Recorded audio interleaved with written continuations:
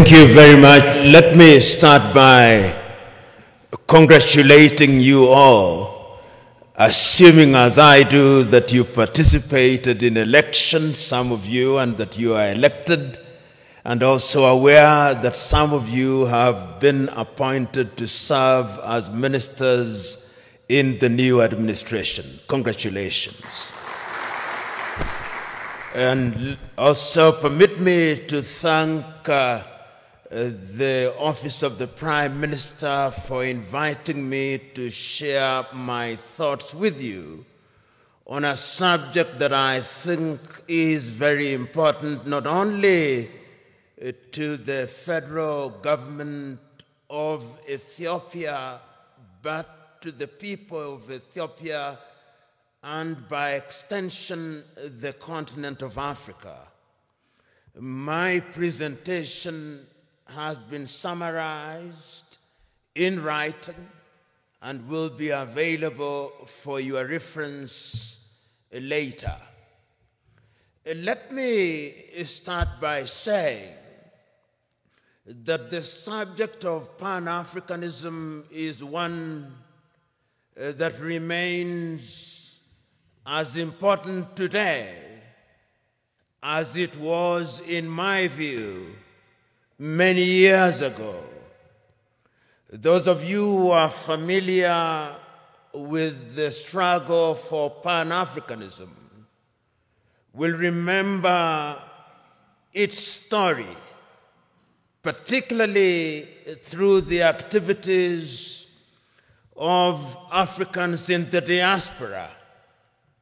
You'll particularly remember that prior to the much more famous meeting held in 1945 in Manchester in the United Kingdom,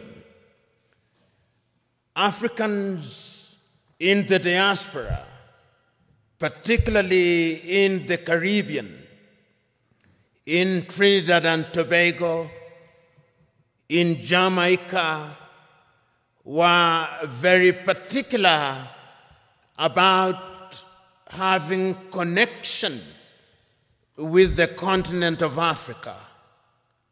You'll remember that they had many meetings, and you'll be familiar with some of the names, such as Sylvester Williams from Trinidad and Tobago, such as Marcus Garvey, and his call for Africans to go back to the mother continent.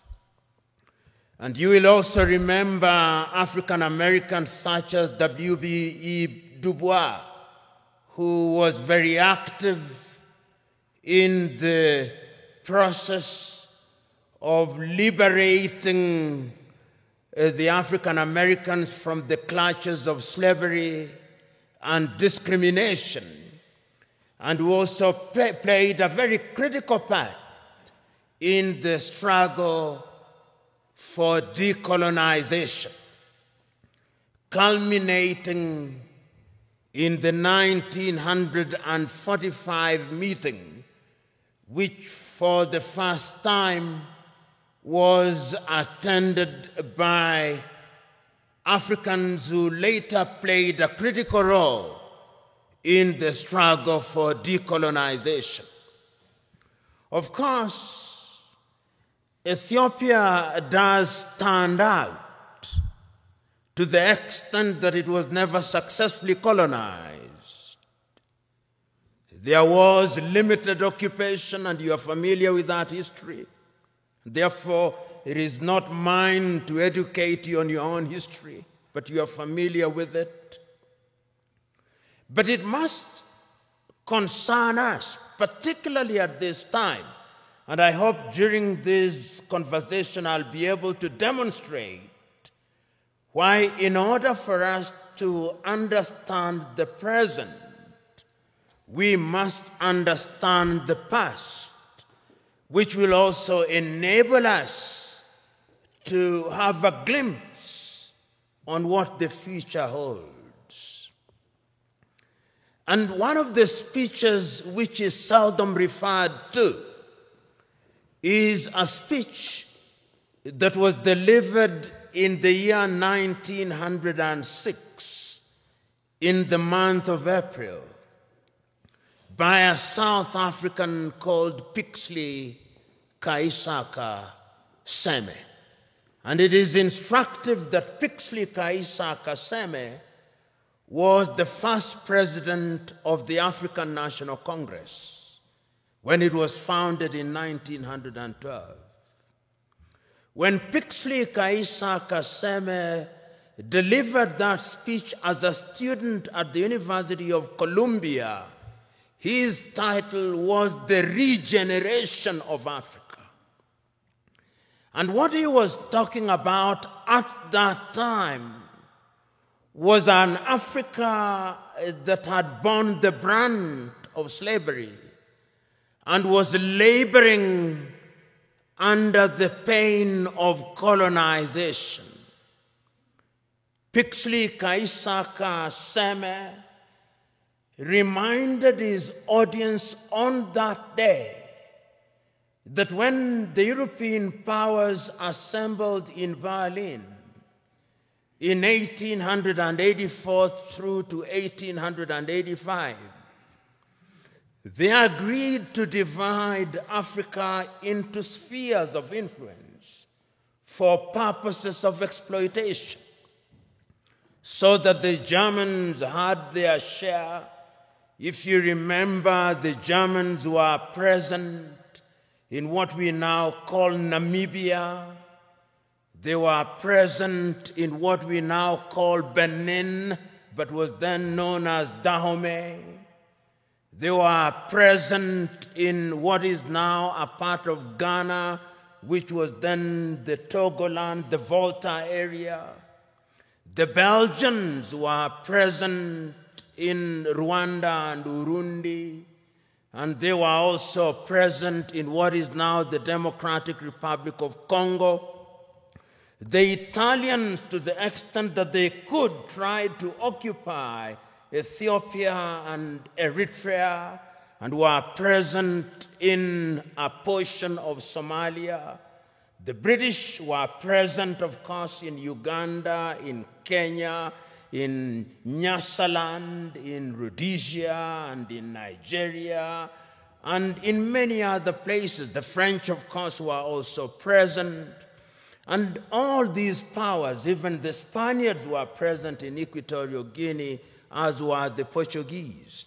And the whole idea was to use the resources, both natural and human, of the African continent, so that the partition of Africa was one that was designed to benefit the European powers. The partition was arbitrary.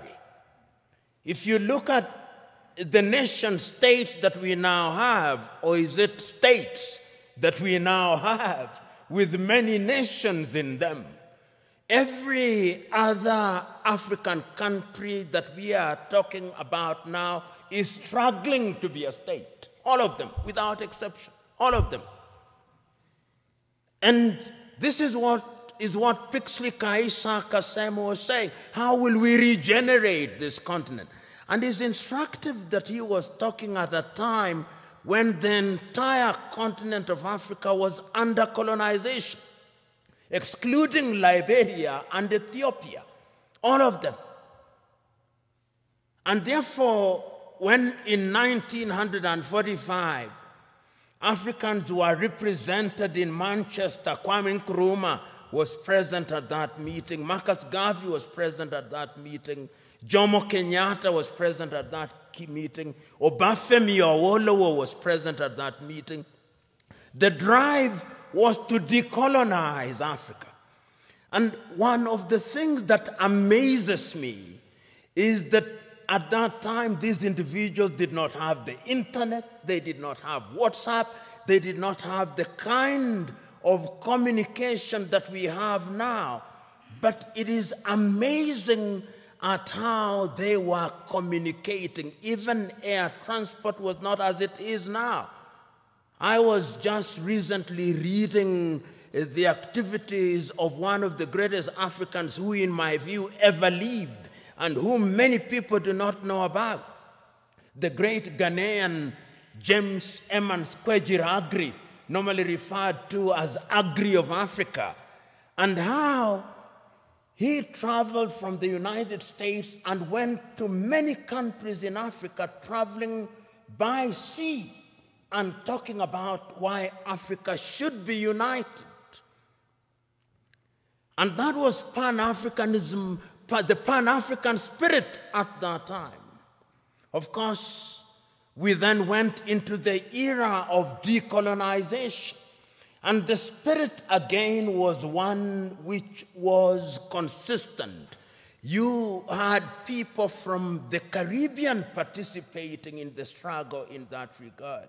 You have people like W.B. Du Bois saying that Africa must be free.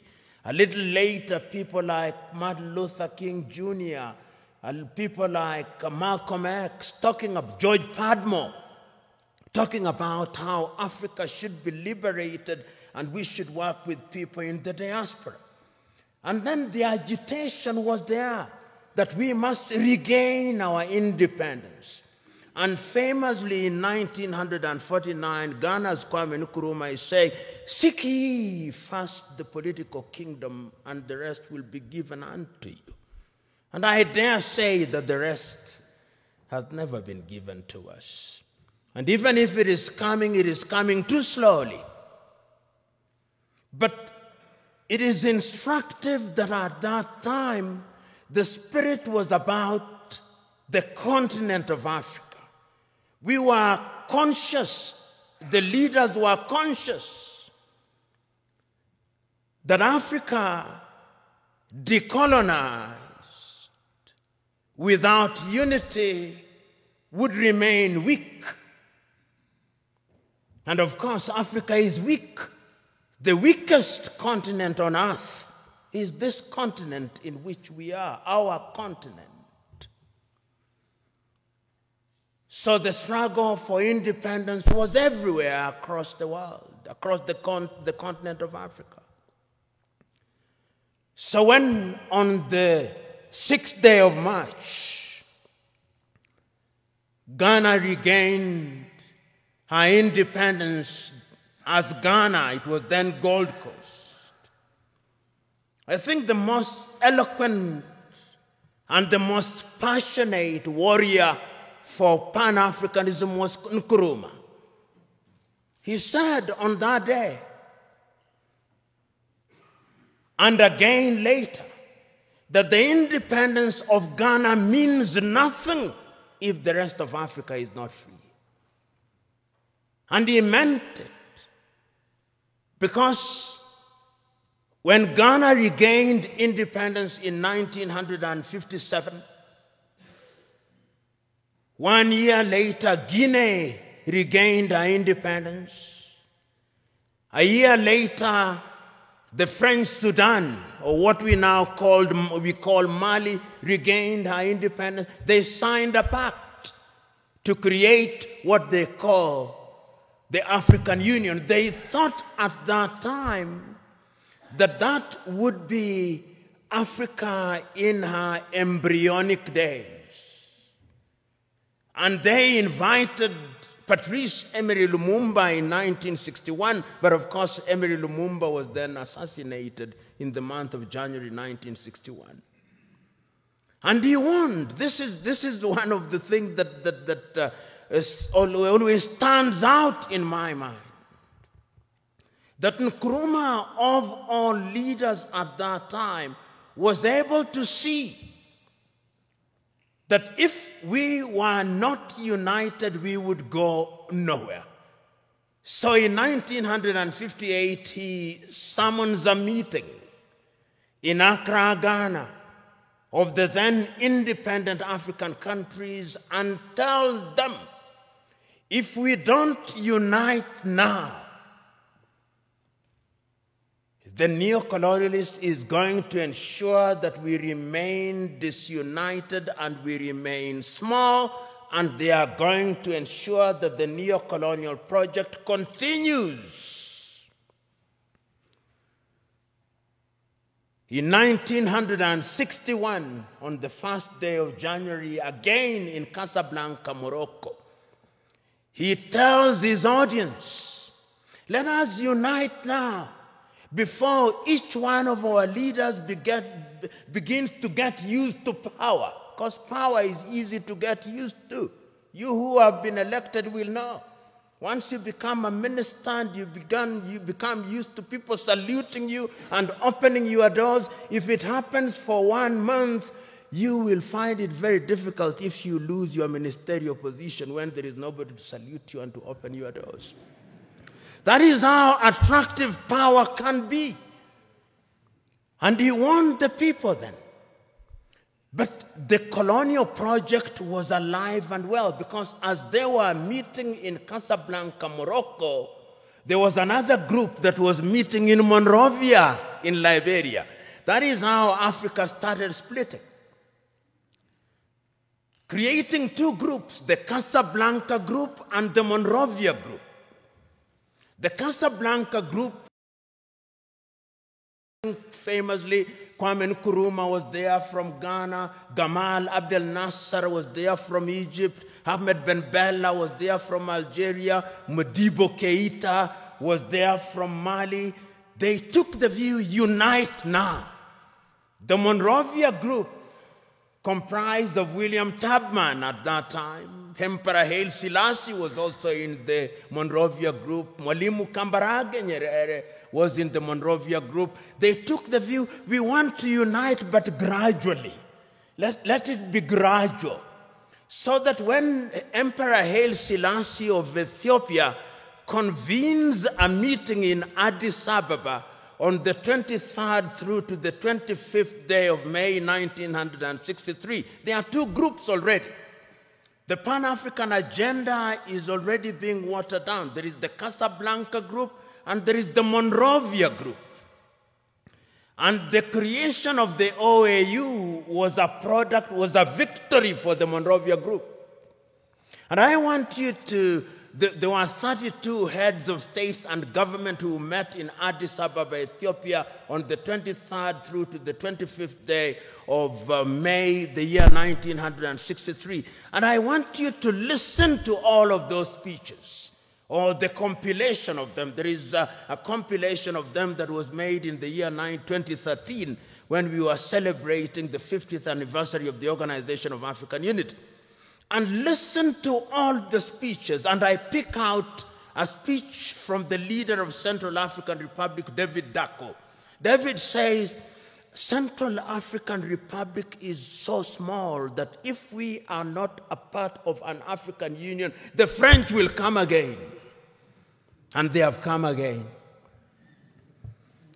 Mwalimu Nyerere of Tanzania says, we are not here in order to remind ourselves of how important unity is. We are here to talk about the unity of Africa. The host, Emperor Haile Selassie of Ethiopia, says, it is important for us to realize that we must make sacrifice for the future, because a disunited Africa will never realize our potential. But the most passionate speech again was that of Kwame Nkrumah.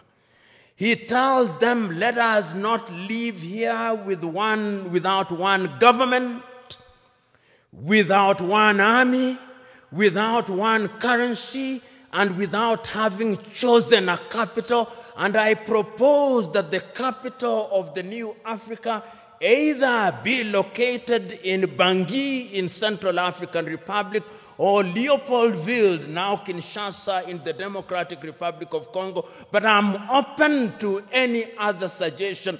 And let us leave here once we have put together a council of foreign ministers in order to begin to work towards an African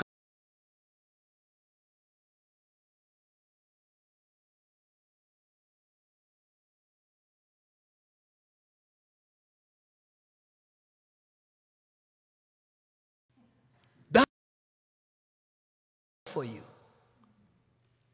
So that the fears of Kwame Nkrumah that if we were not united, we would have problems, started haunting us.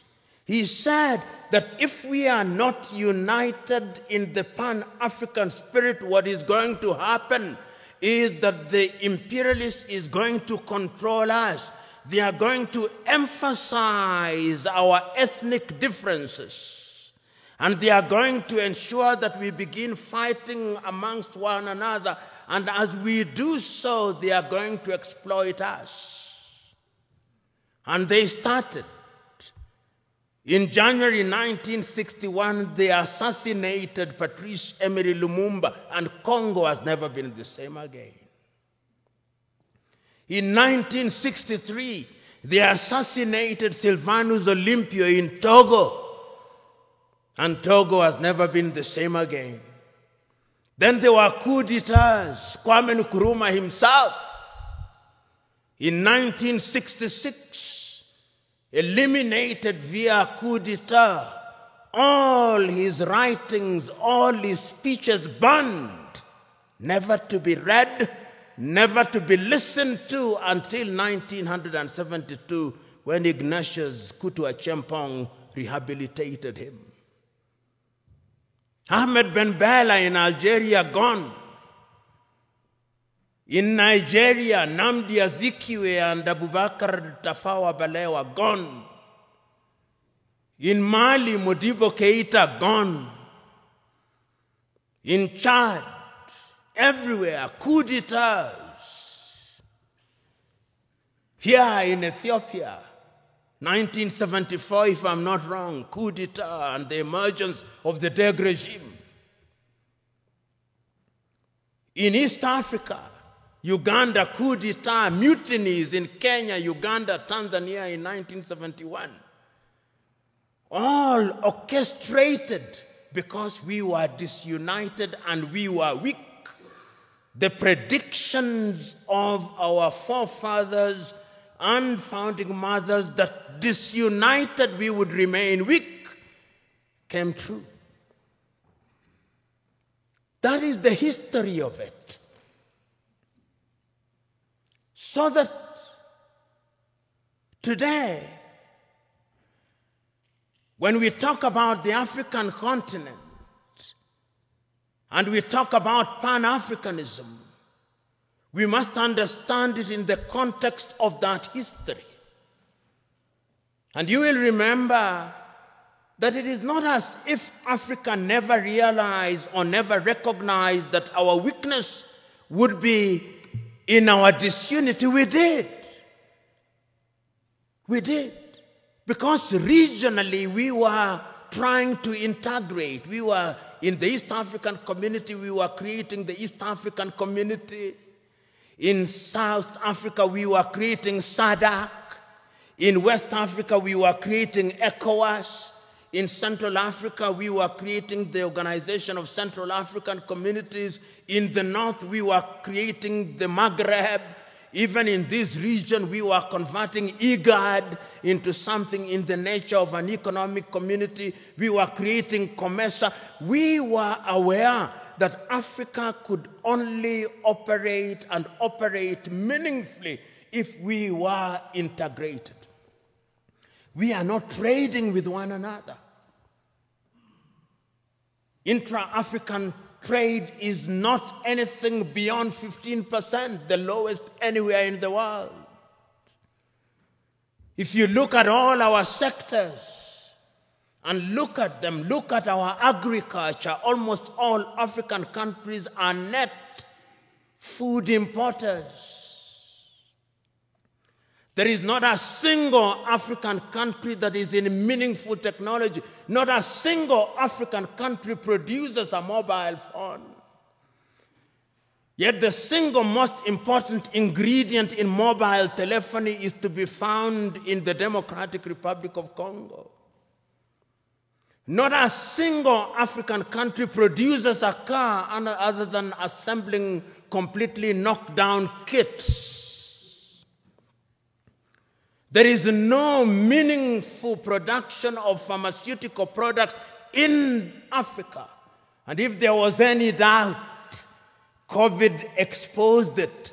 All African countries, the 55 of them, are waiting to either receive Sinovac from China, Sputnik from Russia, AstraZeneca, Johnson or Moderna.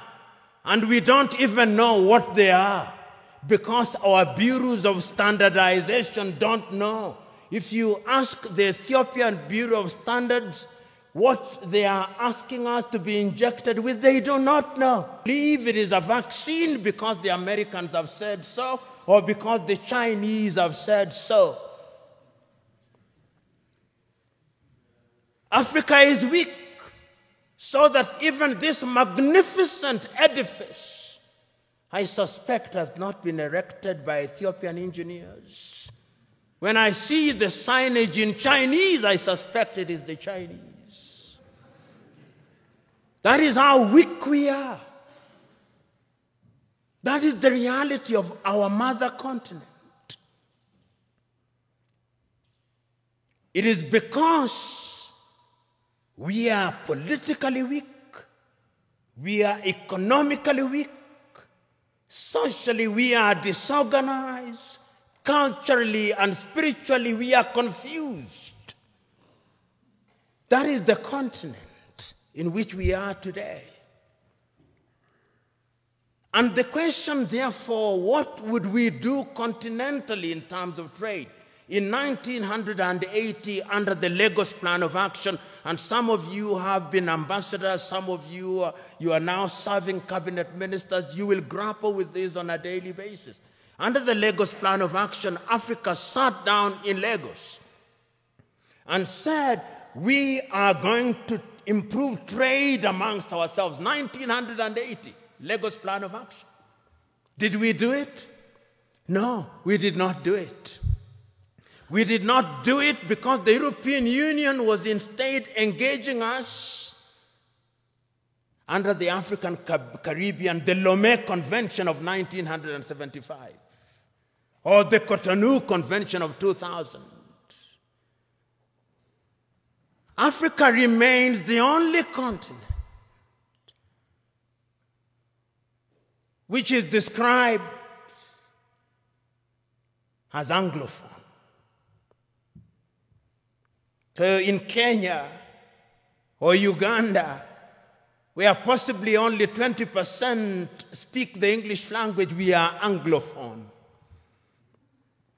In French, former French colonies, they are Francophone. In former Portuguese colonies, they are Lusophone. In some Arab countries, they are Arabophone. That is who we are. So, when the OAU met in 2013, they asked the question, what happened to the Pan-African spirit? And when, therefore, they met in Sirte, in Libya, under the tutelage at that time of Muammar al-Gaddafi, it was resolved in 1999. And if there was any doubt, COVID exposed it. All African countries, the 55 of them, are waiting to either receive Sinovac from China, Sputnik from Russia, AstraZeneca, Johnson or Moderna. And we don't even know what they are because our bureaus of standardization don't know. If you ask the Ethiopian Bureau of Standards what they are asking us to be injected with, they do not know. They just believe it is a vaccine because the Americans have said so or because the Chinese have said so. In some Arab countries, they are Arabophone. That is who we are. So, when the OAU met in 2013, they asked the question, what happened to the Pan-African spirit? And when therefore they met in Sirte, in Libya, under the tutelage at that time of Muammar al-Gaddafi, it was resolved in 1999 that the OAU be renamed and be referred to as the African Union, and it was launched, as you know, in Durban, South Africa in the year 2000. But one of the most important things in 2013 was the speech of the then chairman of the OAU Council, Nkosazana Dlamini Zuma, here in Addis Ababa in Ethiopia. And I want you to read that letter, which I'll paraphrase, in which she writes an imaginary letter to Kwame Nkrumah. He tells and apologizes to Kwame, telling Kwame, we apologize to you because we did not listen to you. We are weak because we did not listen to you. We are divided into 54, 55, depending on whether the Moroccans agree that Sahrawi is a country. Nobody cares about us. And brothers and sisters, if you want to know how weak we are, and we are weak,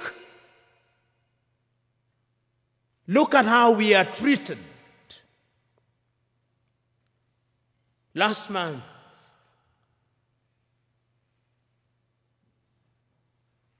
the world met in New York. The General Assembly.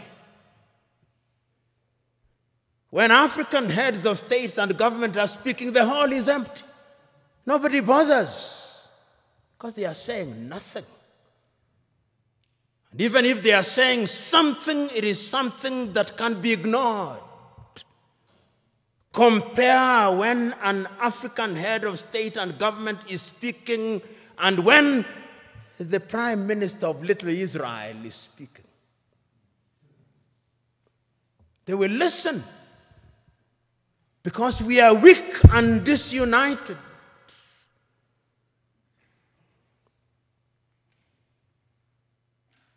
So we have a weak continent because the spirit of Pan-Africanism disappeared.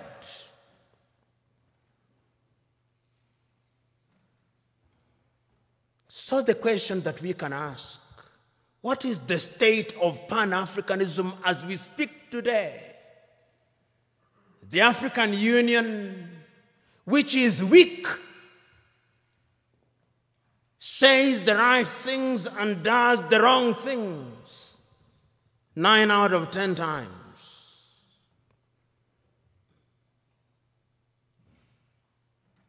And what are the critical areas in which we are weak? We are weak politically because nobody listens to us. On the 3rd day of March, 1900, on the 6th day of March, 1997, Mwalimu Julius Kambarage of Tanzania, speaking in Accra, Ghana, on the occasion of the 40th anniversary of the independence of Ghana, said, the speech is entitled, "We Unite or We Perish." And Mwalimu says, I want to apologize to Kwame Nkrumah. Those of us who believed in gradualism were wrong. Nkrumah was right. But Nkrumah also did not appreciate the level of suspicion that existed amongst the leaders at that time. Our generation, he says, fought for the liberation of Africa. It is the duty of the new generation to carry the torch forward, he says in his plea. He says that I do not believe that the tribe can be the basis of mobilization in Africa. And he said that as I travel across the world, People do not care about our Tanzanianness or our Ghanaianness or our Kenyanness or our Ethiopianness. In their eyes, we are all Africans. And perhaps that is what we should use as the building block in order to talk about African unity. But we are not being naive about that unity. Because sometimes when we talk about Pan-Africanism and about African unity, people think we are being too simplistic about it. No, it is not being simplistic and being naive.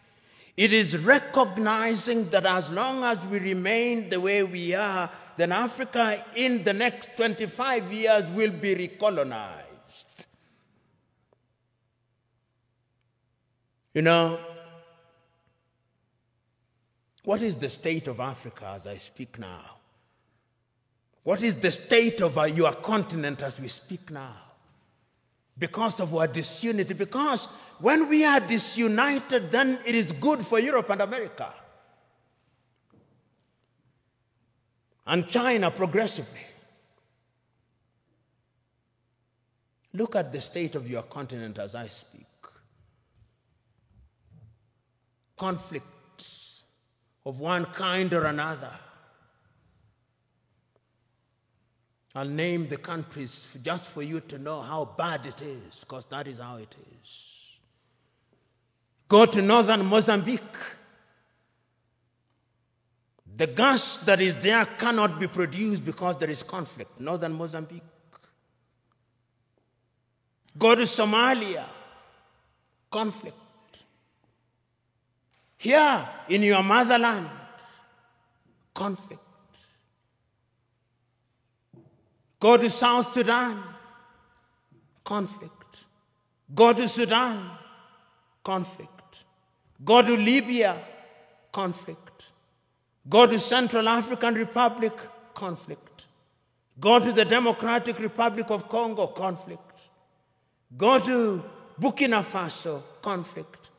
Go to Mali, conflict. Go to Chad, conflict. Go to Niger, conflict. Go to Cameroon, conflict. Go to Nigeria, conflict. Do I go on? That is the state of the continent. So that even when we talk about intercontinental trade, you tell me, can you drive from Addis Ababa to Dakar in Senegal? Unless you are Daredevil himself. Which group will not kidnap or ambush you? That is the state of the continent because we are weak and disunited. I fly from Nairobi, Kenya for 1.5 hours. I come from the shilling zone. I go into the birr. 33 currencies in Africa. 33 currencies. None of which is used to conclude transactions anywhere. I come to Addis Ababa, Ethiopia, and I show my shilling. They say, what is this? But let me show the dollar. Oh, this is it. Let me show the euro. This is it. 80% of transactions in Africa are concluded outside of the continent in dollars. So you may have the Central Bank or the Federal Bank of Ethiopia, or Mickey Mouse. You may have the Central Bank of Kenya, Mickey Mouse. You may have all these 54 central banks useless. Because we are not playing in the real league, we are playing in the small league. That is why when the Chinese president summons all our presidents, and they summon them, the letters may be polite, but it's summons. They go to Beijing, tails between their legs. and they are told. Then the Chinese president gives Africa $60 billion. $60 billion. What is $60 billion? George Bezos has more than that given to a whole continent. That is the state of the continent. So, as you have the honor and privilege of serving in the government of Ethiopia, and as you think about integration, that is the continent in which you are now, weak. 2 weeks ago, I watched in great pain on television in Bamako, Mali, young Malians celebrating in the streets that the government of Mali had entered into successful or possible successful negotiation with Wagner, which is a Russian mercenary group, to replace the French. And they are saying how beautiful it is now. And I said, a slave celebrating the departure of one slave master and the arrival of another slave master. That is the state in which we are. I watched a woman from Nigeria who had been rescued from the Mediterranean around Lampedusa saying, I will not go back to Africa. Even if I die in the Mediterranean, I'll try again and again. What is it that can make a human being say that I do not want to go back to my home? Because the natural instinct of a human being should be that you want to go home. It's because we are weak. So we are invited to Beijing. Then we are invited to Tokyo, the Japanese African Conference. Then we are invited to Europe. Then we are invited to the United States. And lately, even the Arabs invite us because we are weak. That is Africa now. But let me conclude by looking at Africa in the future. What is the state of Pan-Africanism?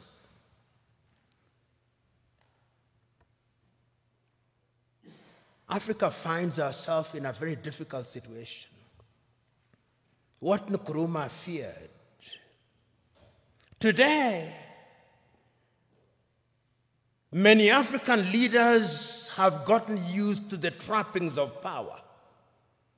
And those who speak about power, right? Power corrupts, and absolute power corrupts absolutely. I remember in 1997, I think, I may be wrong about the year, 1995, I think, I was serving as an intern at the Mwalimu Julius Nyerere Foundation in Dar es Salaam. And I had the privilege and honor of driving with Mwalimu Nyerere in Dar es Salaam. And he had only one guard and a driver. And he stopped at the few traffic lights and only moved when the traffic lights moved. And I asked him, Mwalimu, how did you leave power? He said, when I said I wanted to leave office, there was no shortage of people telling me, don't leave us as orphans. It is very rare to find those in positions of leadership in Africa today who would willingly leave office. Power in Africa is now sought by hook and crook and retained by hook and crook. Because the trappings of power are good. And permit me, when I am gone, even if I irritate you, in fact, perhaps my intention is to irritate you, so that you reflect upon what I'm going to say. And this is a personal thing.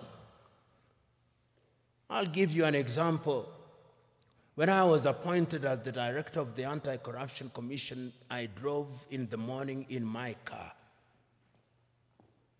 with my driver. In the evening, when I was leaving, there were 3 cars. Mine, what was allocated to me, and another one in front, and another one behind me, and 12 individuals. And I asked, who are these fellows?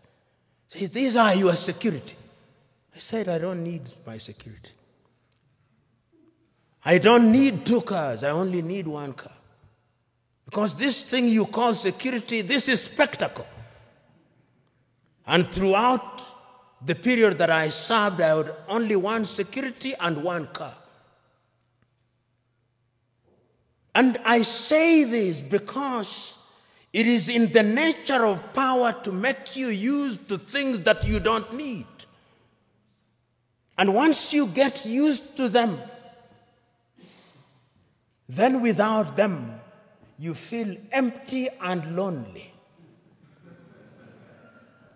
And you will find them. You'll be told, and many of you will love them. They are good. When doors are open for you, they are good. When you occupy front seats, it is good. When you are addressed, Your Excellency, it is good. When you eat the best food, it is good. When you have security, it is good. But it can also dehumanize you. It can also monsterize you. States. And lately, even the Arabs invite us because we are weak. That is Africa now. But let me conclude by looking at Africa in the future. What is the state of Pan-Africanism?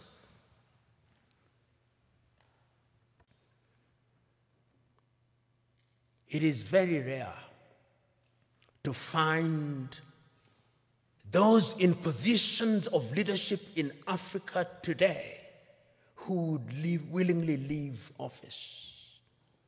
Power in Africa is now sought by hook and crook and retained by hook and crook.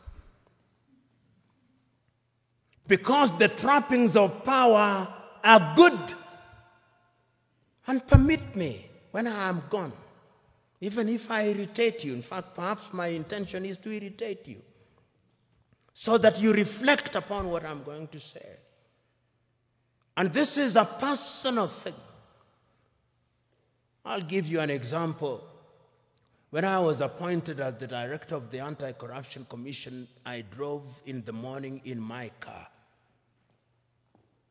with my driver. In the evening, when I was leaving, there were 3 cars. Mine, what was allocated to me, and another one in front, and another one behind me, and 12 individuals. And I asked, who are these fellows? They said, these are your security. I said, I don't need my security. I don't need 2 cars, I only need 1 car. Because this thing you call security, this is spectacle.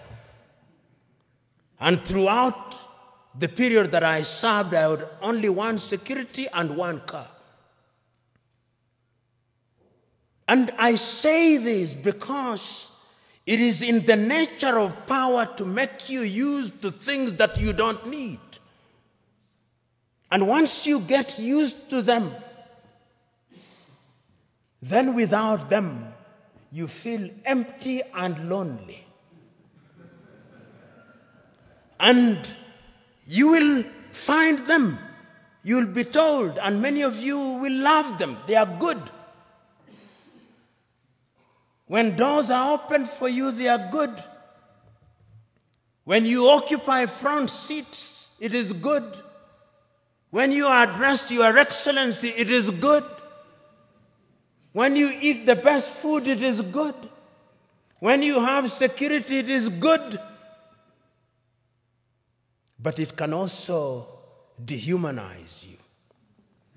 It can also monsterize you. I am asking you today that part of the problem of Africa is that we found human beings and we monsterize them. Writing in 1983, Nigeria's Chinua Achebe writes in a book which I commend to you, The Trouble with Nigeria, which could as well be the trouble with Africa. He says, the trouble with Nigeria is simply and squarely a problem of leadership. As we look at Africa today, I hope that this administration, which has now committed itself to the Pan-African movement, will think in that direction. And this brings me to what I think should be contemporary Pan-Africanism. If you look at the Treaty of the East African Community, the Treaty of the East African Community says that there shall first be a common market, then a common currency, and political federation, which ought to have happened in the year 2010. East Africa Community should have had its first president in 2010. That is now 21 years, 10 years later, there is no such thing. In ECOWAS, it ought to have been the same. In SADC, it ought to have been the same. I hope that with your population of 120 million, because Ethiopia is an economic powerhouse potentially.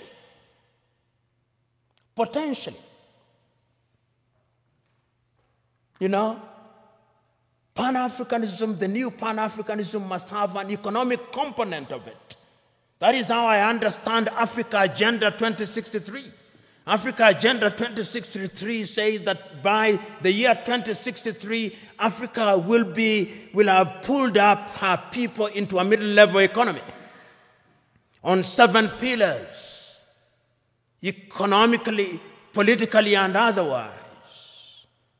And the Africa Continental Free Trade Area suggests to me that we'll have broken all the tariff and non-tariff barriers. Will we be able to achieve those in the spirit of new Pan-Africanism? Will we have one currency? Will we have one passport? We have already said so under the Kigali Agreement that we are going to have one passport.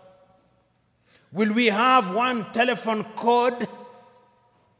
We have 55 telephone codes. You move from Nairobi 254, you come here, you have another one, you go to Eritrea, you have another one. There is no connectivity in the 21st century. How can you be taken seriously? Those of you in the United States of America, you fly from Boston, Massachusetts to San Francisco in the West, 6 hours, 40 minutes, the code is 1. The tariff is 1. The COVID test is 1. I moved from Nairobi to Addis Ababa. Those of you in the United States of America, you fly from Boston, Massachusetts to San Francisco in the West, 6 hours, 40 minutes, the code is 1. The tariff is 1. The COVID test is 1. I moved from Nairobi to Addis Ababa, COVID test. If I don't travel this evening, I'll be subjected to another COVID test. I go to Tanzania, COVID test. Uganda, COVID test. Your nose will begin debating with you. In the United States of America, you take one COVID test from Miami and you don't take it as you go to St. Louis in Missouri. I'm talking about very practical things. I come here, and I have to go through an immigration, my passport has to be stamped. Somebody in the United States of America does not have to do that. Somebody in the European Union across 27 countries does not have to do that. In China, which is, of course, 1.4 billion, does not have to do that. Until we change all those things, we are going nowhere. So that we have only one telephone code, so that we have only one currency, so that we have only a single immigration, so that we eliminate all these armies. You know, you look at some African countries and they have an army, which was complete with 5-star generals who have never even quelled a street riot, and they are generals. Money goes into maintaining militaries, maintaining embassies that you don't need. You see why Africa is poor? All these 55 countries have embassies. If we were one, there would only be one ambassador for Africa in the United States of America. There would only be one army with regional policing. Am I being naive or simplistic? Yes, we can create a single Africa with a loose government, a confederal government, dealing only with foreign affairs and defense and monetary policy and general policy formulation, with different governance systems. That is the only way in which these narrow tribal instincts will be dampened. But as long as, and now I want to conclude, if we only see Pan-Africanism as sentimentalism, as a romantic idea about which we debate, and we remain as we are, then this is the Africa that I see. This is the Africa that I see in 25 years' time. Many Africans, either legally or otherwise, will break into different autonomous countries. Many of them. We'll have more than 100 countries in Africa, each claiming self-determination, and is already beginning to happen. Because we will be looking at narrow ethnic agenda as the only way of defining our affairs. Ethiopia will break down, Kenya will break down, Nigeria will break down, South Africa will break down. And look at South Africa. Only last week, the whites in Western Cape in South Africa have delivered a petition to the government in Pretoria saying they want to create their own country. The Democratic Republic of Congo will break down. Libya will break down. The only way in which we can immunize ourselves against all those things is to create a Pan-African nation which allows for self-determination within the nation. And we must redefine terms such as self-determination. Self-determination must mean the ability of a people within a bigger unit to enjoy their culture, to enjoy their tradition, to speak their language. They do it on a smaller scale in Switzerland, those of you who are familiar with Switzerland. And we de-emphasize the presidency, we de-emphasize the prime minister's office. Pixley Kaisa Kaseme said, and I conclude with him, Africa is diverse. Some people say that because of our diversity, she cannot unite.